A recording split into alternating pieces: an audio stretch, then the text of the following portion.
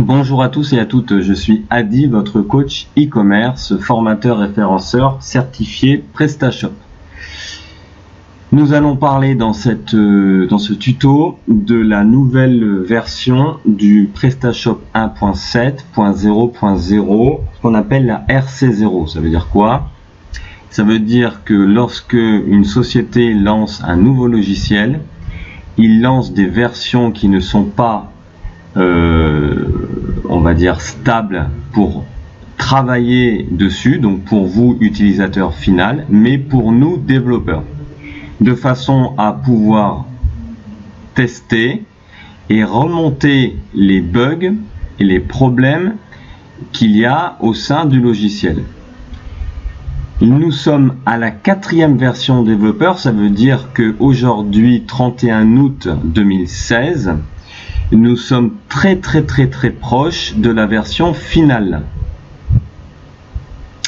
donc du logiciel 1.7. Alors le logiciel 1.7, voilà à quoi il ressemble. Il est fraîchement installé. Vous êtes donc dans le back-office. Le back-office, c'est donc ce qui vous permet de pouvoir gérer au quotidien votre boutique et donc vos commandes que je vous souhaite d'avoir pour le succès de votre future boutique en ligne. Ce qui change avec la 1.6, c'est, je l'ai déjà dit dans les autres tutos, c'est donc l'ergonomie, c'est plus sympa à l'œil, c'est plus frais. C'est la première chose qu'on peut remarquer. Alors bien sûr qu'il y a quand même des évolutions dans la 1.7. Bon, l'évolution majeure concerne la technologie sur laquelle le logiciel est développé. Avant, on était sous une technologie PHP. Nous sommes aujourd'hui sur une technologie toujours PHP, mais couplée avec le framework Symfony.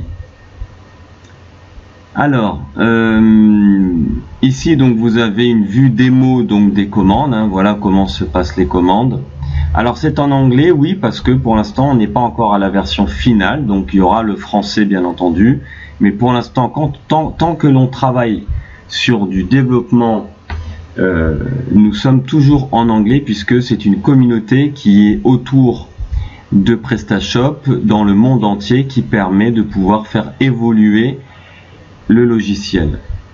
Donc ici vous voyez, donc eh bien on peut voir ces commandes, voilà, on peut ici gérer le processus de mes commandes, donc ma commande. Donc vous, vendeur, vous pouvez informer votre client de l'étape de sa commande. Donc c'est ici que vous allez sélectionner l'étape de la commande et en même temps, lorsque vous mettez à jour, le client lui reçoit un email automatique qui lui dit que cette commande a été par exemple acceptée, a été validée, est en cours de préparation, a été livrée, etc., etc. Donc vous avez ici toutes les informations de votre client.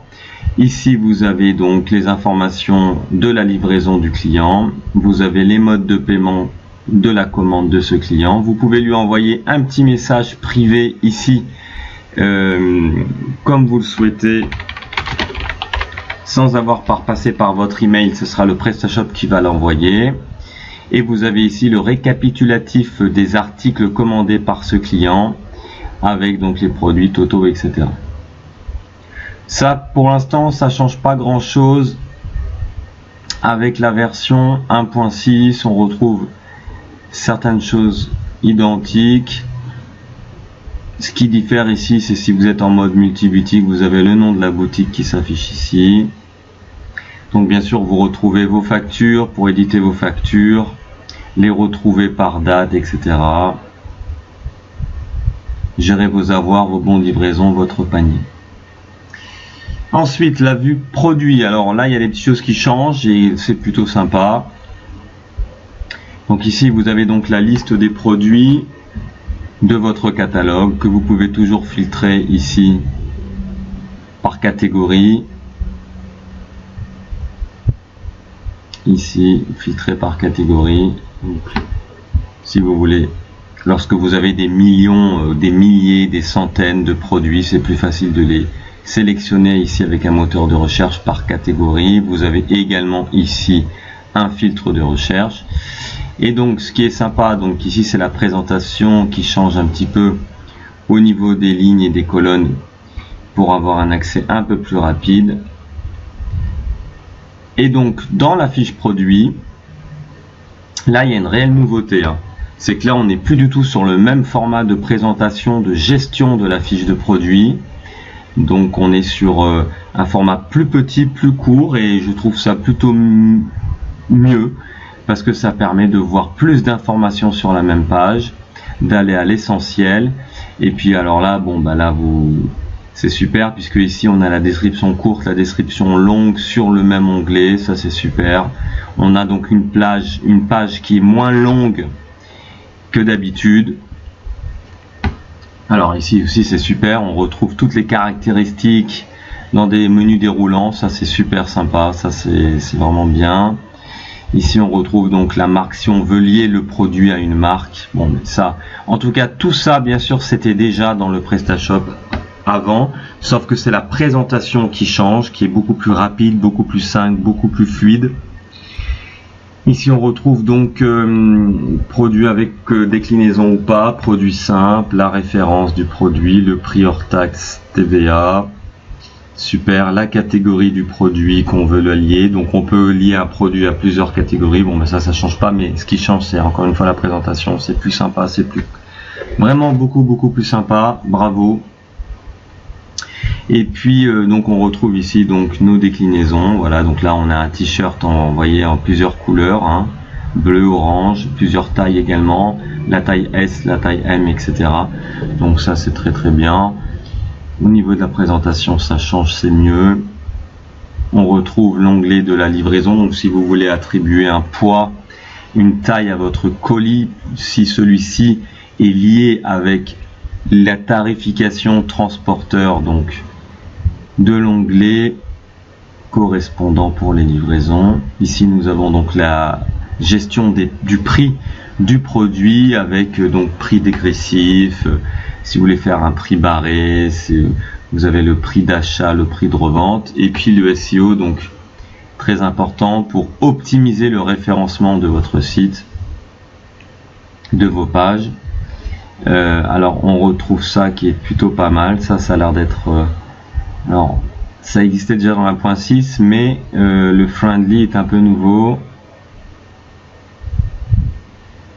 Ok, de toute façon on peut voir si cela est impacté dans la page du produit. Elle est là, donc l'URL. Dans les URL, qu'est-ce qu'on a? Donc les URL ont un peu changé. Là on est donc ça c'est l'ID du produit, et là on retrouve l'URL friendly TV manche courte, t-shirt délavé, manche courte, t-shirt délavé manche courte. Ok, donc c'est très bien. Ok, donc que faire si jamais cette page n'est plus en ligne? En fait très attention, hein, quand vous avez un produit qui n'est plus en stock, ne le supprimez pas, parce que s'il est bien référencé sur Google, ça permet toujours du trafic, donc vous empêchez juste la commande, mais ne le supprimez pas d'un site, c'est pas très recommandé. Visibilité, do you want your product to appear? Donc ça c'est si vous voulez afficher ou pas votre produit. En ligne, si vous voulez le mettre en mode catalogue, ça c'est si vous voulez pas qu'il y ait le bouton ajout au panier. Ça c'est que si vous voulez qu'il apparaisse dans les recherches et nulle part, etc. Bon ben ça aussi ça existait avant, mais c'est très bien, ça a été présenté différemment. Ici on retrouve les codes EAN, ISBnet, EPC, donc si vous en avez besoin. Attach new file, donc ici si vous voulez attacher un fichier, par exemple vous vendez des micro-ondes, et bien il faut un guide d'utilisation pour apprendre à utiliser le micro-ondes. Ben, vous mettez la notice jointe à la fiche produit, hein, il n'y a pas de souci, c'est très bien.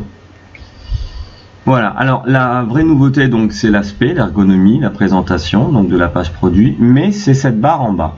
Et ça, c'est plutôt sympa. Cette barre en bas, elle vous permet donc de sauver le travail que vous avez fait une fois que vous avez édité une fiche produit, bien, vous allez donc sauvegarder cela. Mais le petit avantage, c'est le duplicate ici. Et ça, c'est une bonne idée.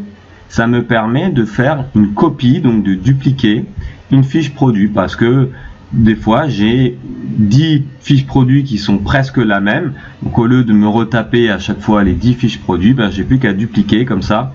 Eh bien, la copie se fait automatiquement et après, j'ai plus qu'à l'éditer pour aller faire les petites modifications. Donc ça, c'est super. Là, je vais ajouter un nouveau produit. Donc avant, dans la 1.6, c'était en haut, hein, il y avait une barre en haut. Donc là, la barre est en bas, mais c'est une barre volante. Donc ici, vous pouvez donc rajouter un nouveau produit et là, aller au catalogue. Ok. Donc sales. Alors, ça c'est intéressant. Ça doit être les statistiques relatives à cette fiche produit. Voilà. Donc ça vous permet de savoir combien de produits vous avez vendus sur une période donnée. Donc c'est des statistiques. Et la product list. Donc ici, vous avez un petit pop-up avec une courte. Avec une petite fenêtre pardon qui vous référence tous les produits. C'est sympa. Ok, et go to catalogue. Donc d'abord il faut sauver. Super. Donc ça c'est ce qui a changé un petit peu pour la fiche produit. Très bien. Donc créer des catégories, ben, c'est pareil, hein, vous créez des catégories. Alors moi, mais ce n'est que personnel, moi j'aurais mis catégorie ici avant produit, mais je le dis dans tous mes tutos. Parce que pour moi, il faut d'abord créer une catégorie avant de créer un produit. Hein. Bon, moi, c'est ce que j'aurais fait.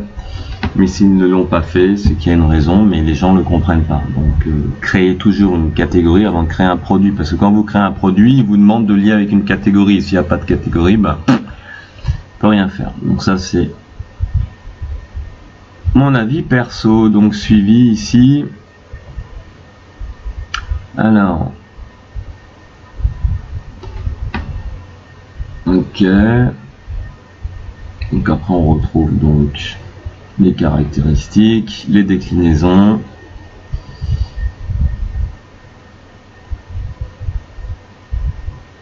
Ok.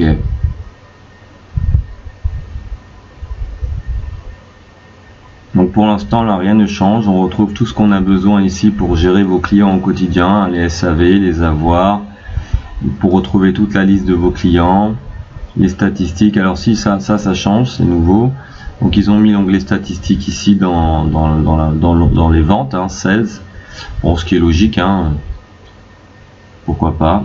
Donc ici vous avez toutes les statistiques des meilleures ventes par produit. Bon, c'est très important d'utiliser ça pour savoir un petit peu ce que vous vendez le mieux, ce que vous vendez le moins, etc. Et puis surtout par rapport à des événements marketing que vous feriez. Les modules, alors là ça a complètement changé, l'interface des modules a changé, hein, donc c'est complètement différent. Donc si vous voulez télécharger un module, si vous voulez vous connecter avec Add-ons Marketplace pour récupérer vos modules automatiquement, la liste des modules déjà installés. Alors là ce qui est sympa, c'est qu'en fait ils ont classé par thème, c'est-à-dire ici vous avez donc les modules installés du système, on va dire, de PrestaShop. Et puis en bas, là, voilà, après ils ont séparé les modules qui sont liés au thème. Et ça c'est plutôt une bonne idée.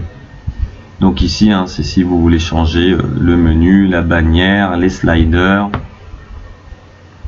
les réseaux sociaux, la newsletter, tout ça. Donc c'est très bien. Donc ici, c'est si vous voulez configurer par exemple le paiement par chèque, configurer. Bon, après ça n'a pas changé à l'intérieur, c'est pareil, hein, vous mettez vos coordonnées pour être payé par chèque, etc. Le design, alors le design, eh bien c'est celui-ci qui est fourni gratuitement avec le logiciel. Donc là ça a été complètement remodifié, hein. On va d'ailleurs le voir en front.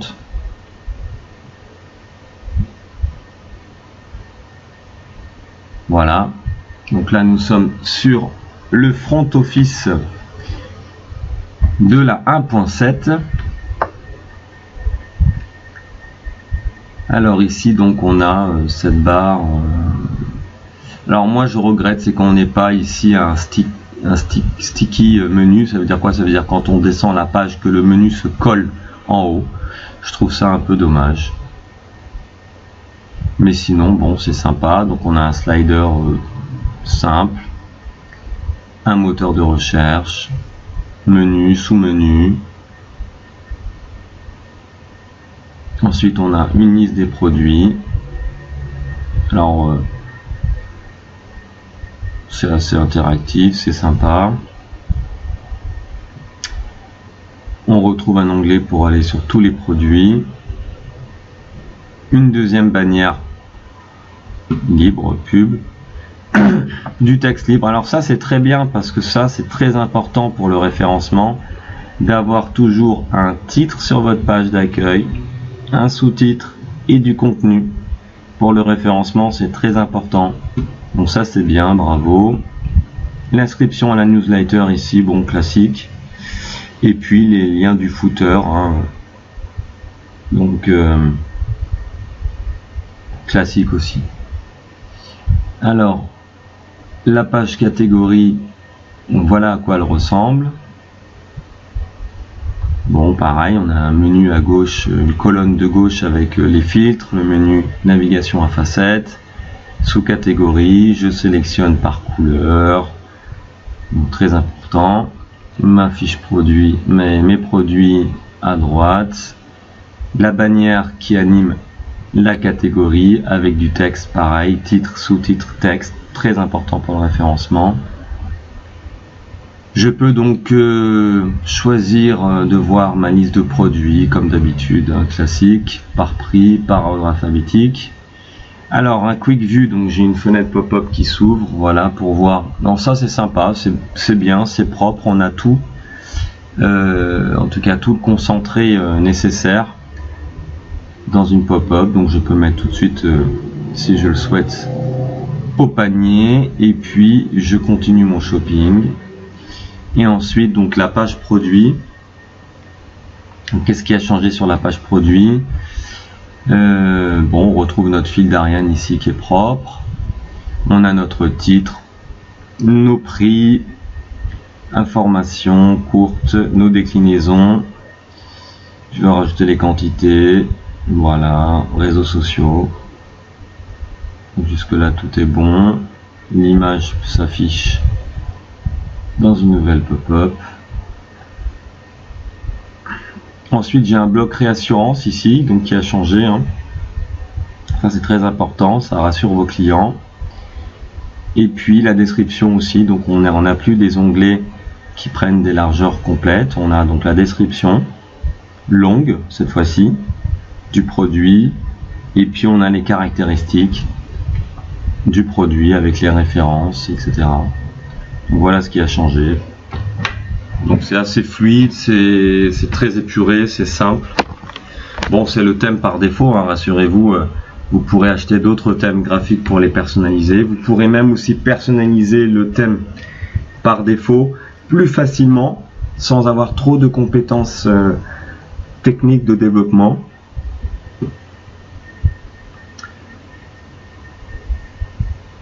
Donc ici après on retrouve donc notre onglet transporteur.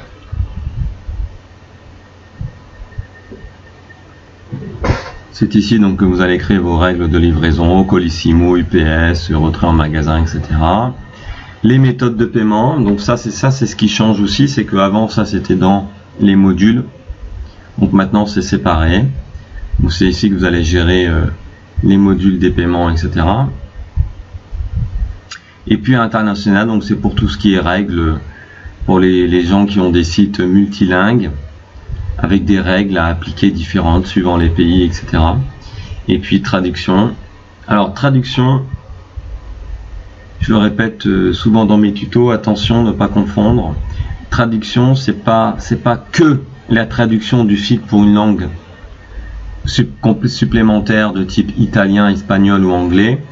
C'est aussi là qu'on change le texte. Alors, je vais m'expliquer. Admettons qu'il y ait sur le site, voilà, ça par exemple.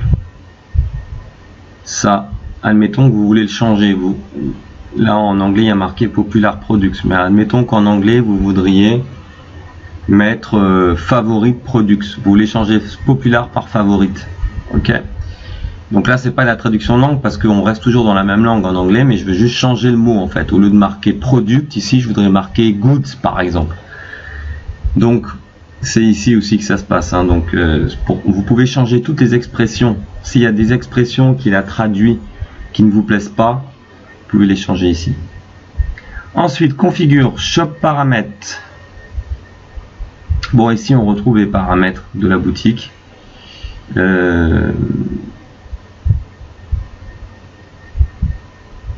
Bon, ça c'est classique, c'est ici que vous allez appliquer tous les droits de combien de produits vous voulez voir par page. Est-ce que la personne peut commander ou pas en one page checkout, quelle position de la catégorie vous voulez voir en premier. Bon, ici c'est tous les paramètres de la boutique classique, technique, que vous voulez voir affichés, hein.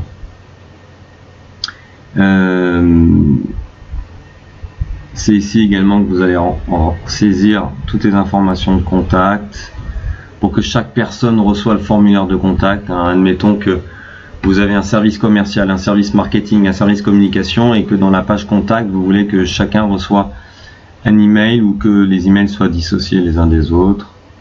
Donc ici on retrouve toute la partie gestion des URL SEO de votre boutique et des informations nécessaires au robot pour Google.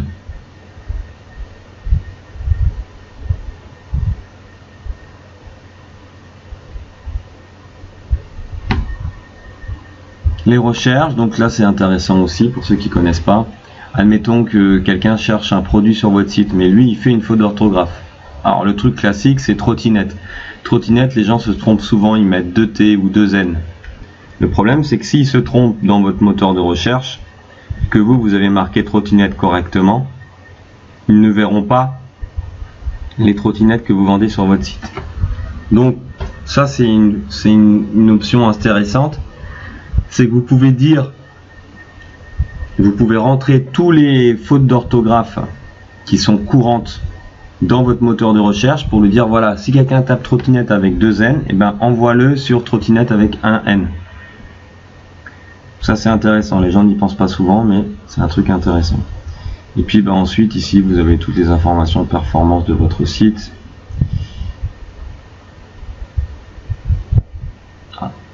Bon. Voilà, donc ça c'est pour la présentation du PrestaShop 1.7. Donc on y est, on n'est pas loin. Faites très attention. Ne faites pas de mise à jour de votre boutique PrestaShop 1.5, 1.6 vers la 1.7. Ne faites pas ça parce que vous allez tout casser. La 1.7 le corps du logiciel 1.7 est complètement différent du 1.6. Rien n'est compatible. Donc, déjà, il n'est pas obligatoire de faire la mise à jour. Sachez-le. C'est comme quand vous avez Windows 7 avec Windows 8, avec Windows Vista, avec Windows 10. Vous n'êtes pas obligé de les faire et ça marche très bien. D'accord? Donc déjà, c'est pas une obligation de faire la 1.7. Ensuite, autant vous dire tout de suite que le temps que tout le monde, les développeurs, les auteurs de modules, de thèmes, fassent les mises à jour, les compatibilités à 1.6, il y a au moins 6 mois. Donc prenez votre temps. Maintenant, pour ceux qui n'ont pas encore de PrestaShop et qui veulent directement commencer avec la 1.7 une fois que celle-ci sera stable, parce qu'attention, à l'heure d'aujourd'hui 31 août elle n'est pas stable, donc vérifiez bien quand vous téléchargez PrestaShop que vous téléchargez la version stable au moment où vous la téléchargez. Vous pouvez profiter de ma formation que vous trouverez en dessous de cette vidéo et à la fin de cette vidéo également en téléchargement, ce qui va vous permettre de pouvoir créer votre boutique plus facilement sans tomber dans les erreurs et les pièges à éviter. Enfin, j'ai un kit gratuit de démarrage pour tous les e-commerçants qui veulent se lancer dans l'aventure e-commerce, téléchargeable sur ma boutique, mon site créeuneboutiqueenligne.com. Je vous remercie de m'avoir écouté. Si vous avez des projets, des besoins, eh bien vous avez toutes mes coordonnées contacts pour pouvoir me contacter. Je vous dis à bientôt. Merci d'avoir écouté ce tuto.